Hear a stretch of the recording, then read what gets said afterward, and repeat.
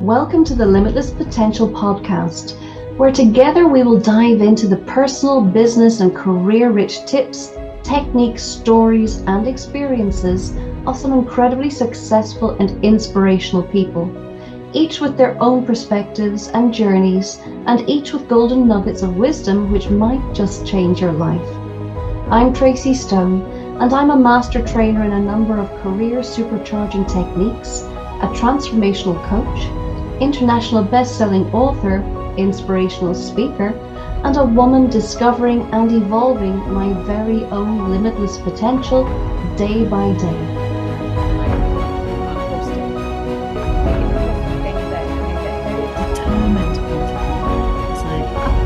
I went to yoga and honestly, you're going to stand on any stage. Celebrate yourself. Spiritual things are very, very second in that her. And so once a week, each of you take Like my phone is like, okay, I'm still here. Now I love that message. I see this happening many times again. Again, I see it in a positive way. Hi, and welcome back to another episode of Limitless Potential. Today, I'm so happy to welcome Diana Lockett, who joins us from the very beautiful Squamish in British Columbia in Canada.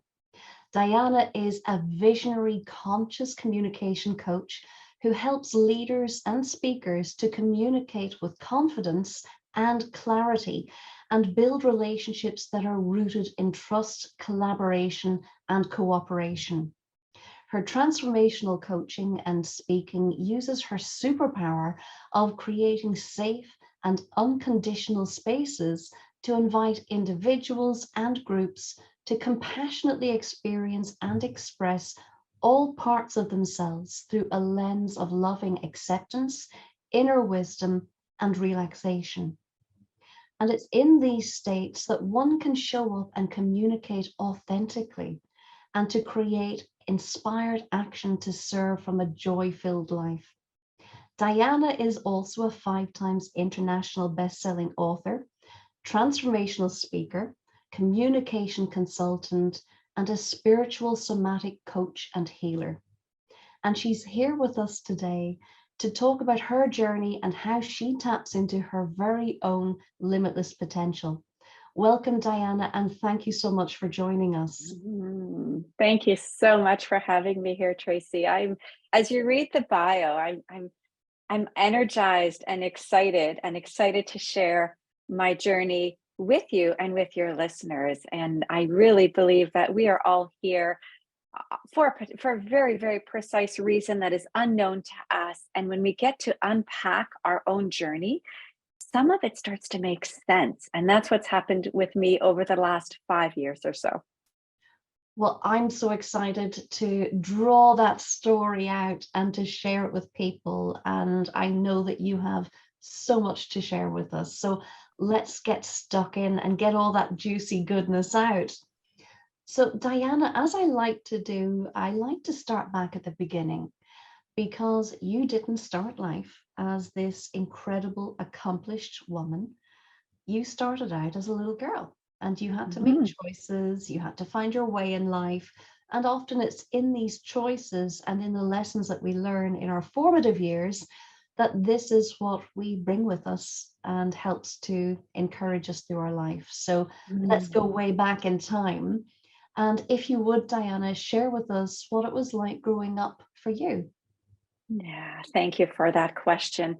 And this is my entire book that I'm releasing in March of 2023, fingers crossed, is really this story of having been brought into the world. First of all, right from the very beginning, I'm a twin.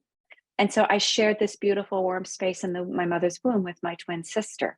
And when we were born, we were separated. We were left in the hospital, and my parents had to return to life because they had 2 toddlers already at home and dad worked.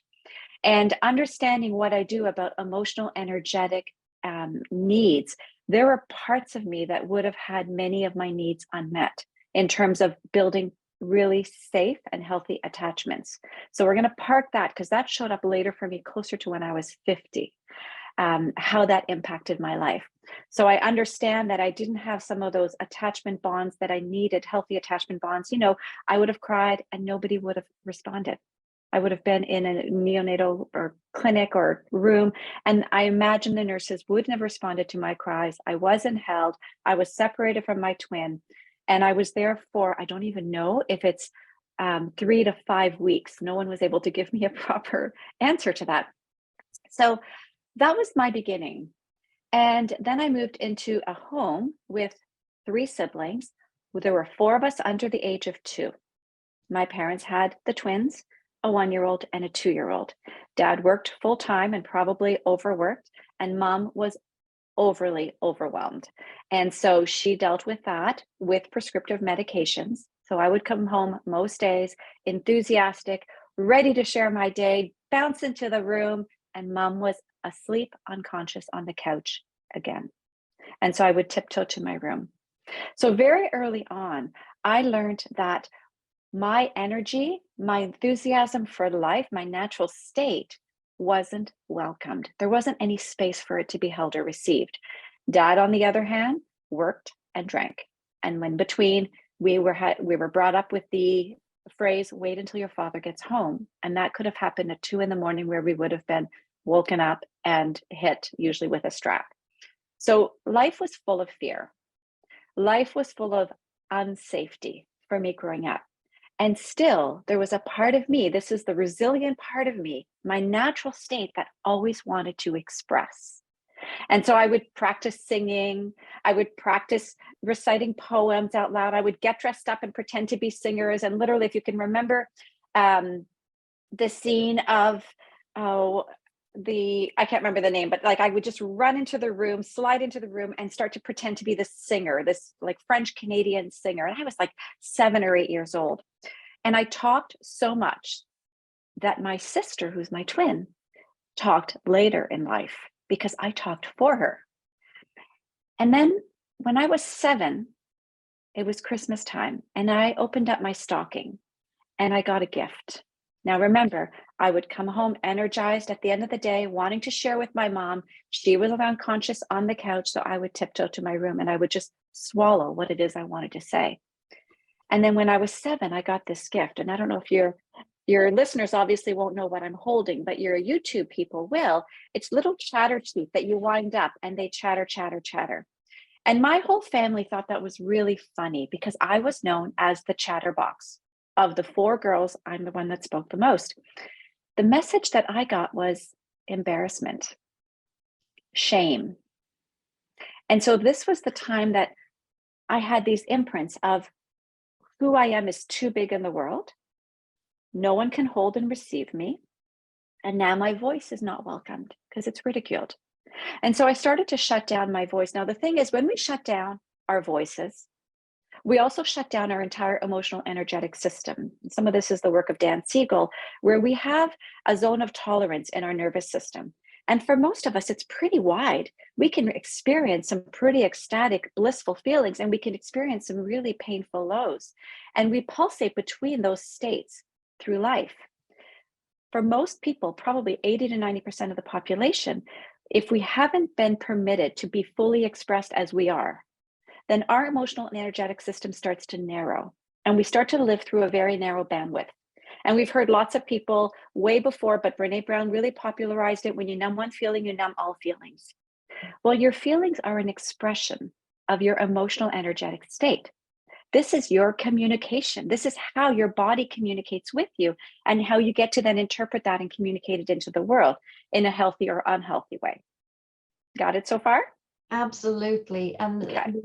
this is a huge amount for a young girl to have to take on at such a very formative stage of life, to have so much spirit and energy inside of you, but then to feel knocked back for it.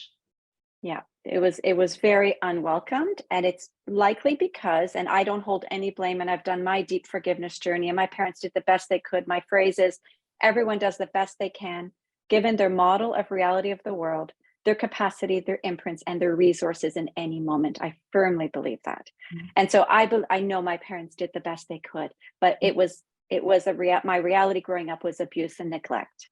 And so by the time I was 7 or 8, that really excitable spirit started to get quiet. And I became a very shy girl who would hide under tables when people came to visit.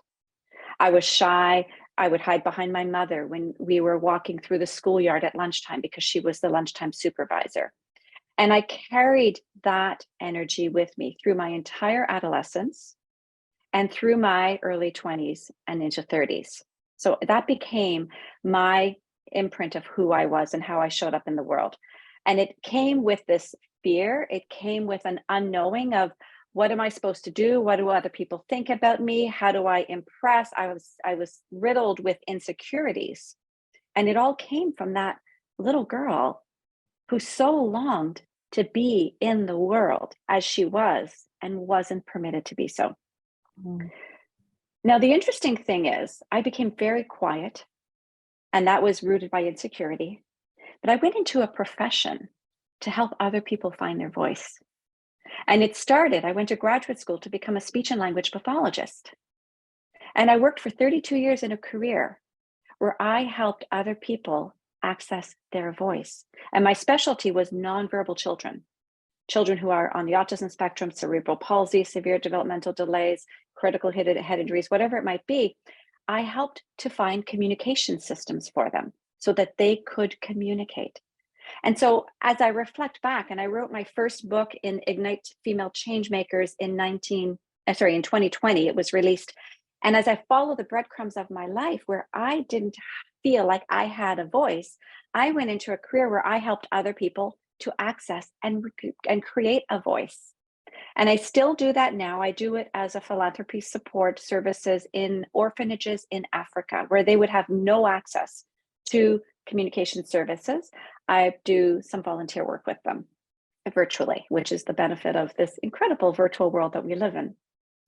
So around the age of 30, I started to feel that something wasn't settled in me. And a lot of people have these moments where they're just starting to get rattled, starting to shake up a little bit. I was in a relationship with my daughter's father. We'd been together since I was 17. We'd been married for about 6 years at that point. And I didn't feel like it was a healthy, loving relationship for me. It was a good companionship. And so I had to make a decision. And I decided to leave that relationship at the same time that I really stepped into what I would call my spiritual journey and spiritual awakening. I say that with quotation marks because for everybody that's going to be different. What it was for me was an acknowledgement that there was something more that I needed to feel and tap into in my own emotional energetic system that would allow me to show up differently in the world and feel whole and complete. In the yoga world, we call that pranatva. And pranatva is our natural state. I did not feel it when I had that moment at age 32, where all of a sudden I was confronted with the state of blissful awareness that I was so supported my whole life, but never felt it. Supported by a higher source, but never felt it. Even though I was brought up in a Catholic church, went to church 2-3 times a week, sang in the choir, sang in the folk group, I didn't feel this God presence in my life until 32. And I really wanted to feel that in me. And so I started meditating, started chanting, started going to yoga. And that became the change maker for me, yoga was. Because in meditation, I would feel sick to my stomach and think I was doing something wrong. Really what it was is I got so still and quiet that all this stuff that had been sitting in my body and in my nervous system my whole life was starting to come to the surface. It was bubbling up and I didn't know what to do with it. I thought it was wrong. And so I would abort the meditation. I call it cut and run. When I went to yoga, I was in a room where I could not cut and run. I had to stay with the sensations as they arose in me. And I learned to breathe through the sensations as they arose within me. And I learned to welcome the tears as they flowed through without any story attached to them. I didn't know what they were about. I just know they needed to come through me. And so yoga became a change maker for me. And I'm not saying yoga is for everybody, but I really think yoga is for everybody and everybody. And I became a yoga teacher. I started my own yoga teacher training academy, still working as a consultant for the school board as a speech language pathologist, where I served other speech language pathologists. They were my client and I supported them in developing programs. And I started a yoga teacher training academy. And I realized that my teachings were my opportunity to really use the power of my voice to inspire something bigger into the world through me. And it took a while for me to let go of my fears, of my conditionings that I can't say this or I can't say that, or that's too personal or that's too big or whatever, and really just allow grace to speak through me. And it's something that I call embodied presence. I had to learn how to be present in the moment, out of my mind, literally not listening to the fears and the narrative and the produced communication of my mind. This is what I'm going to say and this is how I'm going to say it, and simply sit in a state where I could be fully present in an embodied state. Embodied just means I'm feeling my body, and allow the words to come through me without prejudgment or judgment in the moment. And that was a practice, but it's the practice that really changed a lot for me in my life. Because it's the practice that I'll just finish this one little statement. That practice allowed me to be in a whole mind, body, soul relationship with myself in a loving presence way, where I didn't judge anymore. I didn't worry what other people thought about me anymore. I didn't feel like I was in a rush to create, to produce, to achieve. I simply was able to be present to what needed to come through me. And that was an absolute change moment for my life. That's amazing. And it's for me, what it's bringing to mind is the saying that in stillness there's truth. Mm-hmm. Mm-hmm. But most of us don't find or take or embrace that opportunity to actually be still enough to allow the truth to settle and accept it and to work with it rather than against it all of the time. Because it's like my early meditation, and still sometimes today, my early meditation experiences where I felt this unsettling, almost gagging, vomiting feeling. And our human conditioning is to avoid pain. And what I teach and practice is that when we can turn towards the pain with loving attention and presence, we can heal the pain. We have to feel it to heal it. I have an equation that I use. Pain times resistance equals suffering. We stub our toe, we cringe up, we contract, we might yell a little bit, and we bounce around. Pain times resistance equals suffering, and the pain gets harder. Let's put it in real life terms for someone's my everyday life. When I was in my relationship a couple of years ago, my second marriage was coming to an end. It was COVID. I was left alone in a home with 2 children and a partner to one of the children, trying to navigate in Ontario where everything shut down, Ontario, Canada, everything shut down, trying to navigate a teenager, trying to figure out how to be social and go to school, how to run my own yoga teacher training program, my coaching program, and my speech pathology clients. How do I do speech pathology with a 2-year-old on Zoom? Supporting my daughter who was in her university program and her partner, all of us working together, living together, being together while my husband walked away. Wow. And I had many choices in that time. But I knew this formula, pain times resistance equals suffering. I knew that was a choice. My choice could be, I could grip, I could grasp, I could beg, I could plead, I could sit in bed, I could go into depression. I could make this a big story that would make it worse. And instead, I chose a different formula. And the formula is pain plus loving presence equals freedom. Oh, beautiful. And so in that, I don't make the pain wrong. The pain is simply part of our embodied experience. We are souls having a human journey, and part of that is painful. And we can't deny that pain is part of life, but we don't have to attach to the pain. Let the narratives of the pain, whatever the stories happen to be around it, let that be who we are. Instead, we recognize that it's part of the ebb and flow of life, and this too shall pass. I can tell you a story about that in a moment. This too shall pass. And then I have tools that I use to help me navigate, because it's not just that I wake up and say, I'm going to be happy today because I was totally miserable. But could I be? Here's a big teaching for your listeners. Can I feel good feeling bad? Mm. Yeah. And that is so pivotal. So many people that I talk to, a lot of my clients will often talk about the pain that they're holding on to. And there's a deep fear that letting go of the pain is either impossible, or that it's something that will leave them open to being hurt again in the future. How do you help people, or yourself at that stage of your life? What was your kind of decision about that, about letting go of the pain or holding on to the pain?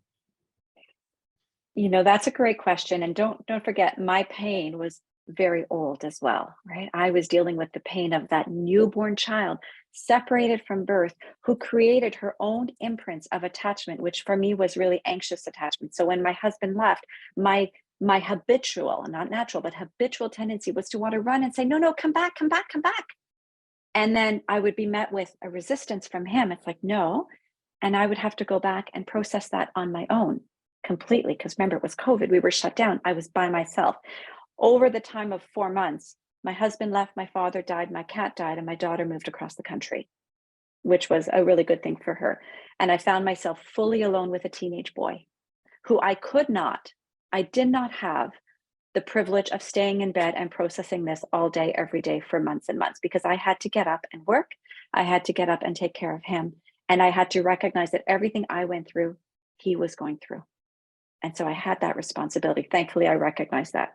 So what I would do every day is I would give attention to my pain in a very loving way. I would wake up in the morning. Now, my pain was grief.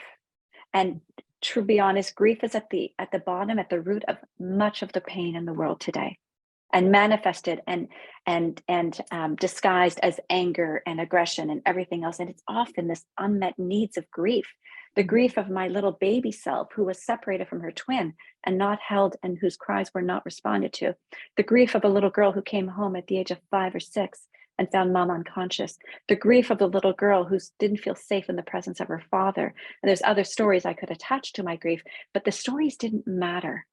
What mattered is that I had this piece in me, this pain piece, that I needed to heal. And I believe very much in parts systems. So I did not attach to my grief as the whole of who I was. It was a part of me. And so I took the time to every day, and I do this with my clients, take them through an embodiment practice where they can acknowledge and feel the various parts of themselves. And this is where we can feel good, feeling bad. I could feel my grief, but in this moment, my baby pink toe feels okay. I can feel that too. It's yes and yes. It's this and that. And the remembrance that all of this will pass. In yoga, we call it spanda. Spanda is the ebb and flow in life. And sometimes, my friends, the only things we can do is strap on a surfboard and ride the waves, because we cannot control life, but we can manage how we respond to it. Oh, you're so I would wake up. Right. And this notion of this too will pass, it's so true. It's not just a notion, it's reality. It's how life plays out. Yep. But I love that technique that you talked about there, that parts system of saying, yes, I feel this, but as you say, my baby pinky toe is okay. It's feeling pretty good today. That's perfect. I love how that looks. I love how that feels. So we get to separate things out. Yeah, and we get to embody and acknowledge all of it. And I'm going to add my little communication lens coaching strategy here. So what you said was, this feels grief or painful. And the way that I would do it, I would describe the sensation of the body. Sensation is the language of the body. I feel a heaviness in my heart. I feel my tears coming through my eyes. I feel a relaxation through my jaw. And then it's not a, but my baby toe feels good. my communication strategy would be, and my baby toe feels good, because we don't want to negate what was preceding that. Yes. So they're Yes. happening simultaneously.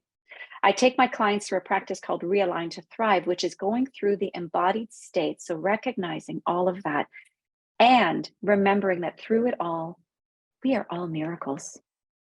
That there's a 1 in 400 billion chance that we're here, any one of us, that we would be here today in spite of everything we've gone through. And I'm here to acknowledge when you say, okay, how did you get here? I got here because of everything I went through. It's what cultivated the inspiration, the resilience, the embodied presence, the communication tools. All of that is because of what I went through. And so I look at everything I've gone through in my life with a sense of gratitude. Was it good? No. Would I want it on anybody? No.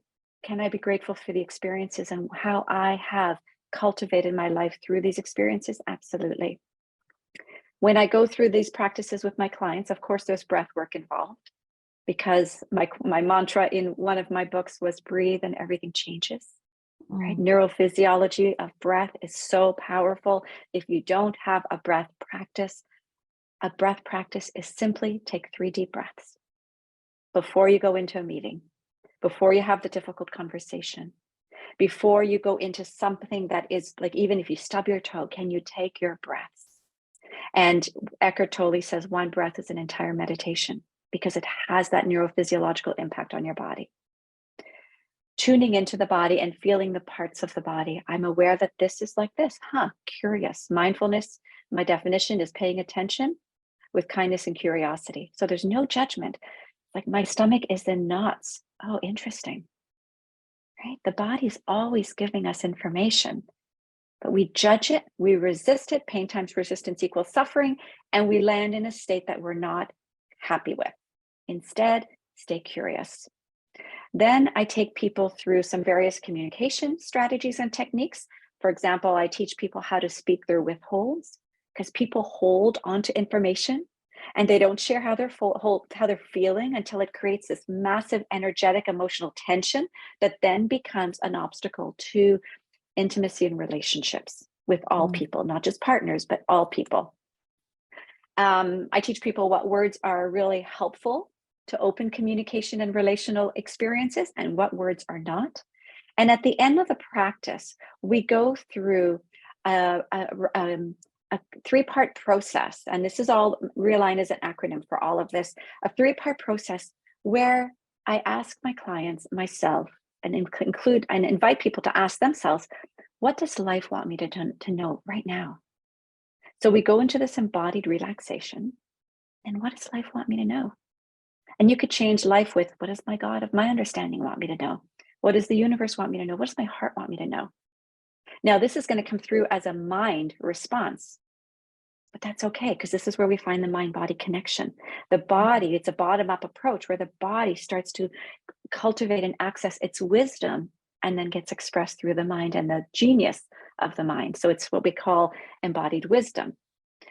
Then we tap into gratitude. And I purposely don't start with gratitude, because I'm so sorry to say that in personal development, gratitude is a spiritual bypass. We want to start there and not feel and think about anything else and not heal anything else. I'm good. I'm happy. I'm grateful. It's a beautiful day. Amazing. And what's below the surface of that? So remember, I start with the bottom-up approach. So as we work up, we do the body. Then we move into the inspired wisdom or inspired pop-up. Then we move into gratitude. And then the last thing that I ask my clients, and that I practice myself through that really difficult, painful period, was, what do you need? And I'm going to say, as women, that's a really hard question. And most people will say, I have no idea. That's okay. We're going to sit till it comes to you. What do you need? And most people aren't asked that question. And I'll tell you too, Tracy, that when I run meetings, because I've worked in corporate environments as well, when I run meetings, I incorporate all of this in my meetings in 5 simple steps, and nobody knows I'm doing personal development, spiritual work. You gotta love that. A bit of stealth development is wonderful, because have you found that a lot of people are quite closed off when they think that somebody's going to either teach them something or get them to do something differently or ask them to go down a spiritual or inner route. There tends to be Absolutely. something quite closed off against that. So tell us a Yeah. little bit about that in practice. In practice, if I'm going into a corporation, I'm not going to talk about the God of your understanding and spirituality, but I will talk about the science of breath. I will take them into a little meditation where they can feel their bodies. And I'm going to make it really simple for them. Notice if your right hip's heavier than your left hip. It's going to be just little subtle nuances. And I get them into a relaxed state. Once they're in the relaxed state, then I can ask them some questions that are going to help them to tap into where they are and what they need. And I keep the language more corporate-y language. Often when I go into corporations, there's two questions. One is, how do I command more presence on stage? This is what people want to know. This is what managers, business leaders, and speakers want to know. How do I command more presence on stage? Well, as long as you're running stories that you're not enough, it's going to be really hard to do that. As long as you're making it about you and not your audience, your team, whoever it is, it's going to be hard to do that. As long as you feel this urgency that I just got to vomit it all out and then get out of here, it's not going to happen.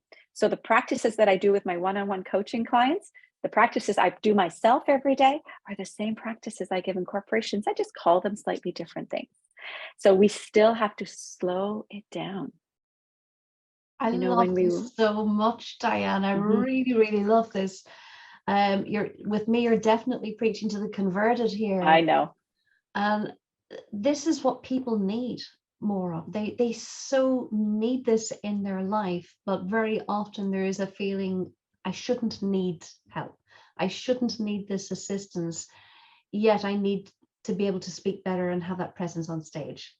Yeah, absolutely. And I tell people, why are you shooting all over yourself?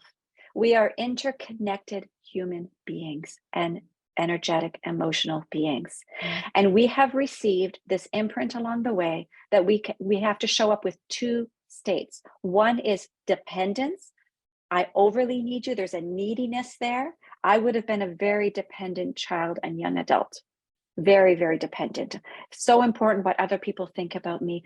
Give me the praise, give me the affirmations. And you see that coming through the personal development world. People that have to be so revered on stages. And they're always so well put, and they're perfectly expressed. I am not perfect. In fact, I'm perfectly imperfect, and I love and own that fully. And I believe that to be about everybody. So this part of neediness, it comes through in very subtle ways of really needing approval. And that's because there's an insecurity. There's a little girl or a little boy who hasn't had their needs met.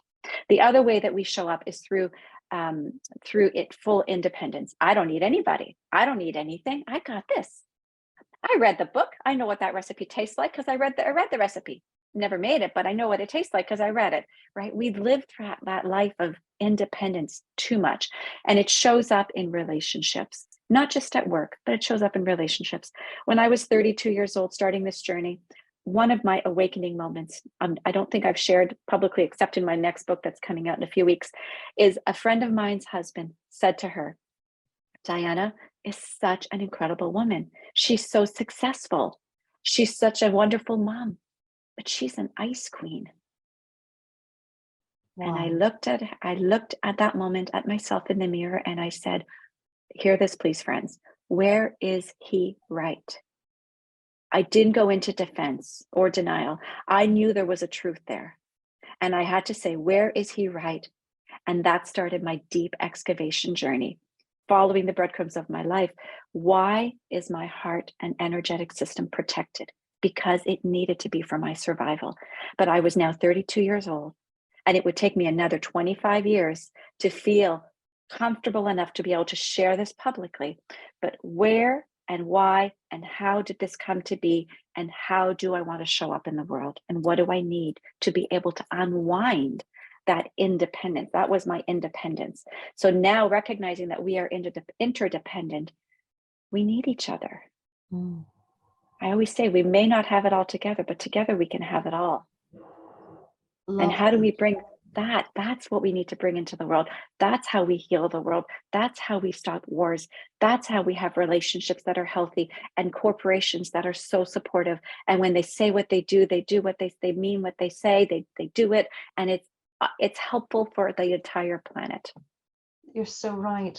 But we can't reach that if we're holding on to the hurt, the pain, the baggage, and the disaffections from our youth. And that's what, again, people tend to carry with them, thinking that it protects them, or worse still, thinking, I cannot be any other way. This is in my DNA. That's what I hear so often from people. This is just who I am. My mother was like it, or my father was like it. We're all like it. It's genetic, but these things are not genetic. These are learned practices, and they can be unlearned as well. We can embrace new practices. So tell us a little bit about that personal journey. So you were in your 30s when you reached this moment of thinking, okay, this has to change. Yeah, let me go there, because there's a very specific moment where a switch flipped for me. But I want to also acknowledge the generational trauma that gets passed down. Science shows that it actually does sit in our DNA, yet it is changeable. We can transform it. We can heal. And when we heal ourselves, we heal past, we heal future. We heal our parents, even if they're no longer living. We heal ourselves, we heal our children moving forward, and their children. So I'm going to say, anybody listening, we friggin' have a powerful personal responsibility to do this work. We cannot, I have goosebumps everywhere, God bumps. We cannot not do it once we've learned it, right? It's like you cannot not do it. So I feel it's critical that we do this work. Now, in terms of what happened to me, I realized that as a child, this inability to access my voice and to be fully received meant that I numbed all of my emotions. And the only thing that was welcomed in my life was, I'm fine, with a big smile, served with a smile. I might have just been abused the night before, slapped across the face for saying something really not totally inappropriate, kneeling in the corner with shame because I put my elbows on the table, but I'm fine to the world. So I carried that mask. And as part of it, I had to numb all of the other emotions. I couldn't express anger. I couldn't express grief. I couldn't express jealousy. I couldn't express disappointment, nor could I express immense joy and bliss. And when I went to an event where I learned, and not only learned to do it, but I was celebrated in expressing and accessing and expressing my anger range, it literally unplugged something in me. People often say my throat chakra is blocked. It actually has less to do with your throat and more to do with your root. It's the safety. Are you safe enough in the world to be able to fully express who you are? So I work down there with people. I work at the root chakra. I work with their experiences in their life and try to reconcile and create meaning today, not like create the meaning today for that experience, and how it has entangled you in a story today that can be disentangled, right? You said it, you can unlearn things. And you can create new practices, and you could start to see the world in a new light and a new lens. You have to be willing to do it. And so when I went to this experience, it was in Amsterdam, and it's a lot of the work that I do now called Heart IQ. I was in a circle where I was celebrated in my anger. My anger was actually rage because it was so bottled up, and I was so scared of it. And when it came out, everybody looked at me with love and appreciation. And I then received a new imprint that this too belongs. And anger channeled through the heart is passion. And my question then is, what are you passionate about to change in the world? And this is my motivation in life. I access what is passion, my fire in me. That's the anger, it's the fire channeled through the heart, gives me permission to express what I believe to be right in the world, what I believe to not be right in the world, how to show up, and how I show up every day. The way I do one thing is the way I do everything. So how I show up in my family, in my community, in my work, through the service work that I do, all of that brings meaning to life. So again, I look back at that little girl who was in an incubator at 5 pounds, born 3.5 weeks early. And I say, man, you did it. You did it. And I'm proud of me. I'm proud of her and where we are today. And I'm excited for the future. And I'm excited to share and to help people to tap into this part of themselves so that they can be more powerful, but from a heart place, not from an egoic place. The ego has its place. The ego tells us what our gifts are. But if we're running life through the lens of the ego, it becomes all about me. And it's not, because I am you, cleverly disguised as me. Oh, that's beautiful. I love that. Very, very, very nice. And when you mention about the little baby and celebrating that and saying, you are amazing, look at what we have done. It's so important to be able to go back and do that at any Yeah. point. You can do it any way or any time that you choose, to be able to get in touch with that younger version of yourself at the time when the younger version needed help, needed love, needed care, needed understanding, and to tap into that and connect with that younger version of you and show love, show acceptance, and celebrate the incredible journey that you have been through. Yeah, absolutely. And there are times where I need to go back, and I'm not a therapist, I'm a coach. I'm a transformational embodiment spiritual coach and communication coach, but there are times where it is really useful to go back, and it's called reparenting. What did that little girl need that she didn't get? And how can I give that to her now? Not anybody else, but me, because I'm in my sovereign, really heart-centered power. And so when I was alone through COVID, processing all of this stuff that opened up the portal to this deep, dark grief that had been really hidden inside me for a long time, I would have to ask myself every day, what do I need? And I was the only one that can give that to myself. Now, if I'm with clients who are in environments where they can touch other people, because what we need often to feel safe is touch, sound, breath, and movement. If touch is something you can access by asking someone for a hug, I say, please do that. But if not, you can give yourself a hug. You can imagine hugging your little girl. You can high five her. You can give her permission to be fully expressed, free and happy, which, when I was brought up in an abusive environment, happiness wasn't even something that I considered. I didn't dream. I didn't have a lot of joy. And yet I can go back now and give that to her and feel it in this moment. Feel her in this moment and express it fully in this moment. That's such a gift to be able to do. And it's completing that circle of development as if it's ever truly complete. But it's bringing you to a point where you have the ability to say, yes, it was like that. Yes, it was difficult. And look at what I've learned. Look at where I am now. Look at what I'm capable of now. It's so vital to be able to put that into context, because otherwise we tend to carry the baggage of childhood, which we learn things and we believe them to be true about us in childhood, but we have such a limited grasp of the situation. Yeah.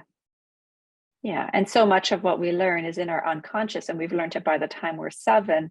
And Carl Jung said, until you make the unconscious conscious, it will run your life, and you will call it fate. And it's not fate. It is simply your conditioning.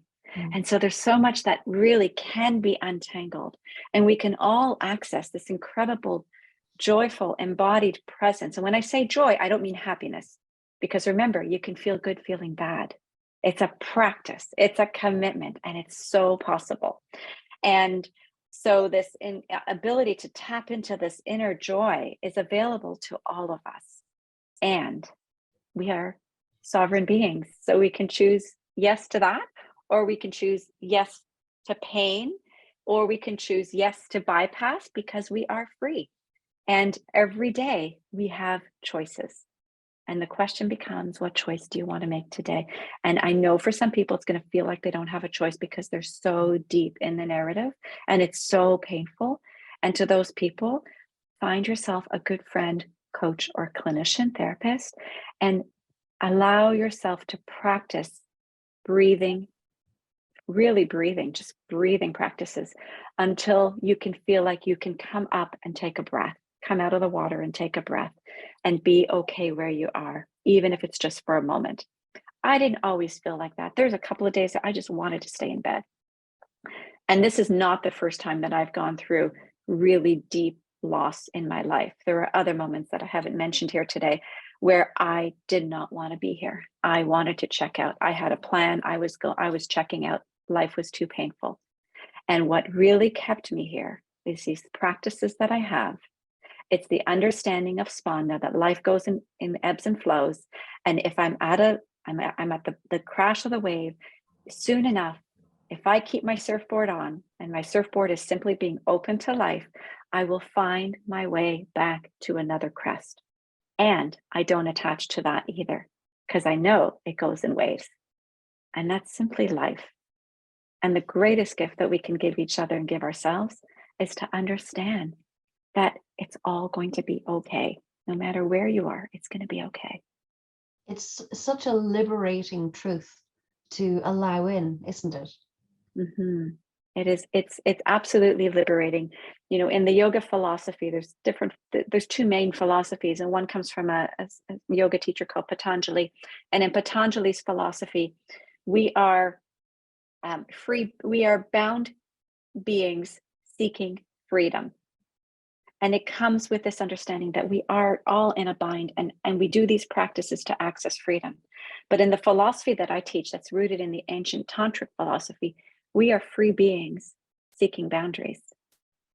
But we forget that that freedom is our natural state, because we get so conditioned, so taught, so immersed in the tension, the stress. Like, let's put it in work environments. Let's talk about COVID, all this tension that we've been carrying.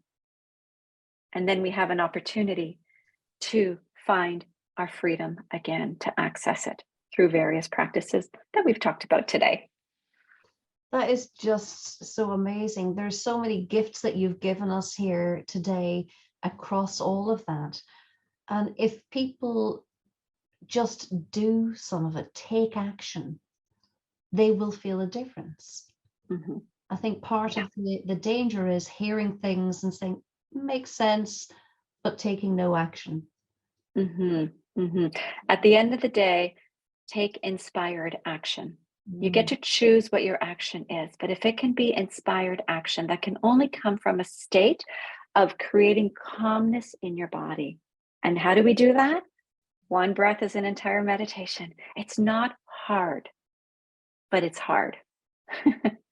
Right? Because people don't believe they have time, or they say, I've tried it, it didn't work, whatever it is. This isn't a pill that you take once and expect life to change. This is a lifetime commitment. And how committed are you to life itself? And I think it's a lot to do with choice. You know, a lot of people will say, I can't do that. I can't relax like that. I don't have the ability to relax, or I'm too busy, or you don't understand what my life is like. Yes, I don't understand what your life is like. Nobody does, because you are the one living it. Yeah. But we are empowered to a much greater degree than we give ourselves credit for. So we need to take that empowerment and make choices that work for us. And some of those choices might be take that breath. I have a mantra that I use, which is, let me make sure I can recall it correctly now. I haven't said it in a while. Take a chance to make a choice to create a change, the 3 C's. And it's not always going to be natural. And if we call the moment that you take that chance and take a breath, that is a moment of, let's call that awakening. Then as quickly as you get awakened, you likely will go back to sleep and forget, and have the resistance and the fight and the tension and the adrenaline and the cortisol running through your body, and inability to access your genius and all the neurophysiological responses that come with that. And then I'll speak for myself. I sit back, I take a breath, and I remember those breath moments are truly what we call awakening. It's remembering to take the breath. Mm-hmm. So give our listeners that mantra again, because I think that was particularly powerful. So take a chance to make a choice to create a change. take a chance to Chance, make a choice to choice, create a change. change. And change is as close as the next breath. And so if I bring this into my corporate environment and my speakers, stand on stage and take a breath before you say anything. Feel your embodied presence. Don't think about feeling the audience. You feel yourself in the presence of others. You will feel the truth. And then simply get out of your way and allow spirit to divinely speak through you, and trust that whatever it is that you're meant to share is exactly the right and perfect thing that will come through. Whether you're in a corporate environment, I mean, I've spoken to ministers of education in Canada, and my first 10 years of doing that, I was so nervous. I had a script, I read my script. Now the script is out the window. And okay, here's another little tidbit. Planning is priceless. Plans are useless. Of course, you're going to prepare what you're going to speak about. Of course, if you're in a corporate environment, you need to know what your slides are going to say. And trust yourself. And trust if you mess up, it's okay. This is just life. We don't have to take it so seriously. And that's when I joy can come love in. that. What a beautiful way to put a bow on the whole thing. This is just life. We don't need to take it so seriously. Mm-hmm. And here's the title. Here's a preview of the title of my book. Life is a big, hot, beautiful mess. That's the title of my book. Oh, that's beautiful. And the book is coming out when? Hopefully March 2023. We will be looking forward to that. Diana, any final pearls of wisdom to share with our listeners? I mean, you've created a whole pearl necklace and matching earrings and bracelet with wisdom. Anything that you would like to add in there, or a final thought? I'm very grateful, first of all, that you mentioned this pearl of wisdom. And what comes up for me right now is this really strong sense of feeling nurtured and relaxed, because one of the things I inherited from my mother were her pearls. And my mother and I had a complicated relationship, but through it all, I saw the wounded little girl that she was. And I think if we can all look at others through this lens of understanding that we may not have walked in their shoes, but everybody has a story, everybody has pain. And I'm going to say it again, I said it earlier, everybody does the best they can given their model of reality of the world, their imprints, their resources, and their capacity. And then there's nothing to forgive, because it all then comes through the lens of love. Love that. And Diana, for you then, finally, with your own lens of love, what would you like in 10 years' time, your 10-year-older self, to sit beside you today and say to you? What a great question. And I feel tingly all over. It's an energizing question. I want her to say, you girl, you go girl, you've got this. You're ready. And she'd be so right. Yeah.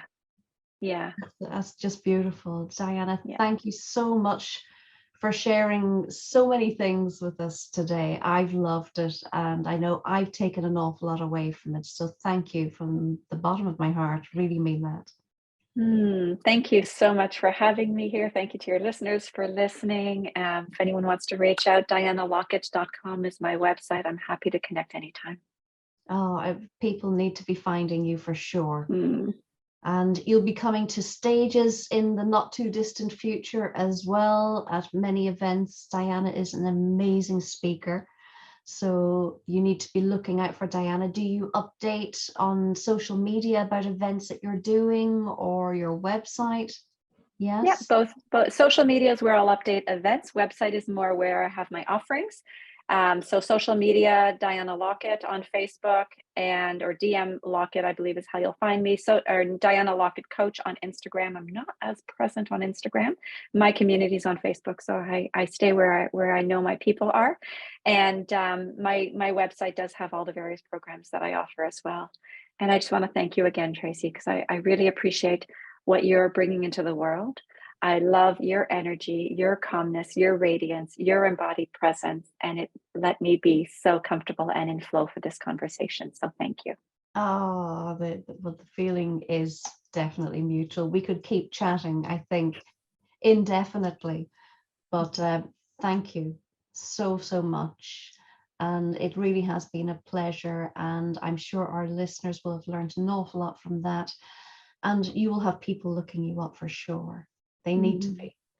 So Mhm. thanks, Diana. And thank you to all of our listeners for listening in, for watching in, and for bathing in this amazing limitless potential that Diana has shared today. We will look forward to welcoming you all back again next week for another episode, another story and journey, and more limitless potential. See you then.